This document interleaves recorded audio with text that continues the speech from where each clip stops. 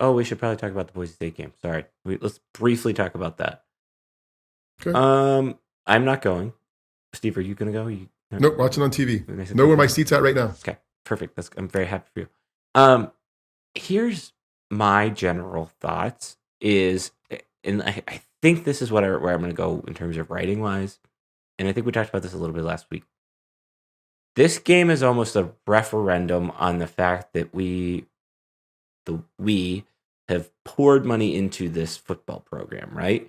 You are a top 10, maybe top 8 football program in terms of dollars, athletic of war chest, of facilities, et cetera, et cetera. You have a very important game against a team that they're not a small school by any means in terms of football prowess, but in terms of optics, you should beat them because you're the stronger, bigger guy, right? Like in terms of all of the money, recruiting, everything that goes into it. And it feels like this could be a referendum on that. And I think taking care of business in the way that you've continually taken care of business when you are I think I saw a 10-point, 11-point favorite. I think, to me, not letting that opportunity of proving this allows you to prove you're one of the best football teams in the country. And it proves that all of everything that just went into the push and boost was worth it. Yeah. Yes. I think this is the most important 1-0, right? Maybe of Franklin's career here. I mean, because if they get this, because it gets you the semis, right? Then you're one of the final 4 teams in college football for this season. You've arguably made elite, right? Because it's usually 4-6. Forget about the path and whatever. This 1-0 is really big, and I would be surprised if they didn't make the step. Like I would be surprised if they didn't win. Just no lack of appreciation for what Boise State has done this year and the talent they have on offense and some other things. But it just feels like Penn State's the better team from the bits and pieces I've seen of Boise State.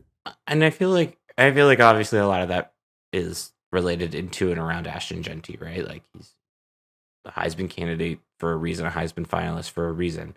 But I think for me, I think it's just like this one feels, in a lot of ways, it's not a gimme game because it's not, but it's a more simplified opportunity because there is no history, there's no backstory. It's just go out there and win the football game. You don't have to worry, and then you can have all of these other conversations kind of after the fact. And so I don't know.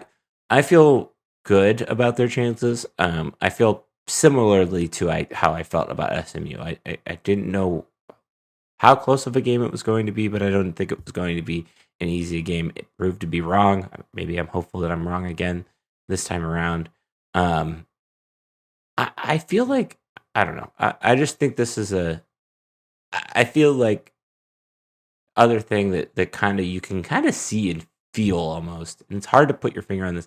It's just, and Audrey had a good article about this week, Audrey Snyder in The Athletic. It was kind of just the vibes right now and taking the momentum of all of this stuff working together, attacking it, moving forward with it, and not letting a very good opportunity go to waste. And when you look at the math and statistics and everything involved, when it comes to the X's and O's opportunity, these are ones that, as we've talked about 150 times of this season, that Franklin doesn't let go to waste. So, yeah, no, I think this is another Fiesta Bowl that goes well for Penn State. It's a great opportunity, fun environment. So looking forward to seeing it and seeing what happens. First meeting between the two schools. And the first of at least this is back-to-back years of new opponents in a bowl game. First time the teams met. And then Nevada is a new opponent next year, and then Marshall, which that one is very surprising to me, but Marshall is a new opponent in 2026. So nice little run.